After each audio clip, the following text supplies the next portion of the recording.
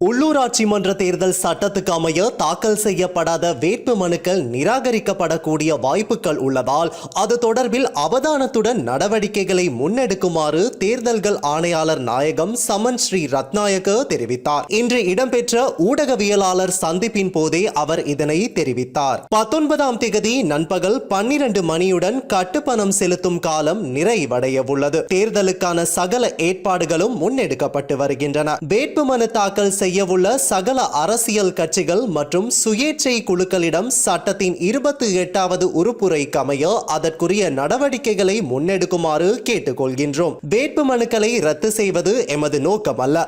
தேர்தலில் போட்டியிட விரும்பும் அனைவருக்கும் அதற்கான வாய்ப்பளிக்கப்பட வேண்டுமெனில் வேட்புமனுக்கள் அதற்கேற்றவாறு தவறுகளின்றி சமர்ப்பிக்கப்பட வேண்டும். அதேபோன்று 25% பெண் பிரதிநிதித்துவம், 25% இளைஞர் பிரதிநிதித்துவம் கட்டாயப்படுத்தப்பட்டுள்ளது. இதேவேளை வேட்பாளர்களின் சொத்து மதிப்பு விவரங்கள் சமர்ப்பிக்கப்பட வேண்டியது கட்டாயமாகும். இது தொடர்பில் விசேட அவதானம் செலுத்துமாறு அரசியல் கட்சிகள் மற்றும் சுயேட்சை குழுக்களிடம் கேட்டுக்கொள்கின்றோம். தேர்தலின் போது வாக்காளர்களை போன்று வேட்பாளர்களுக்கும் ஜனநாயக பொறுப்பு காணப்படுகின்றது என்பதால் அதற்கேற்ப செயற்படுமாறு கேட்டுக்கொள்ளப்படுகின்றீர்கள் என அவர் தெரிவித்தார். පළාත් පාලන ආයතන 336ක් සඳහා අපි නාමජනක ඇඳලා තියෙනවා.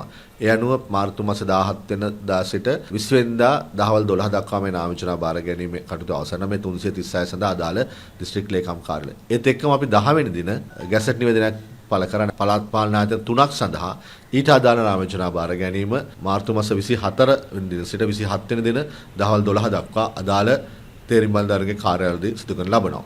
ඒ වගේම බොහෝ දෙනෙක් නගන ප්‍රශ්නයක් කවද්ද මැතිවරණය කියන එක සම්බන්ධයෙන් මැතිවරණයේ දිනේ ප්‍රකාශයටපත් කිරීමට සිදුවන්නේ නාම යෝජනා බාර අරගෙන අවසන් වන දිනේ ඒ නාම යෝජනා සඳහා පැමිණි විරෝධතා සහ සියල්ල පරීක්ෂා කළ අවසන් වන පස්සේ මේ නිසා මැතිවරණ පැවැත්වෙන දිනේ සම්බන්ධයෙන් ඒ දින තමයි අදාළ තේරීම් බාර නිලධාරීවරු විසින් තරඟ කරන ලබන මැතිවරණයට අදාළ දිනේ ප්‍රකාශ කරනවා.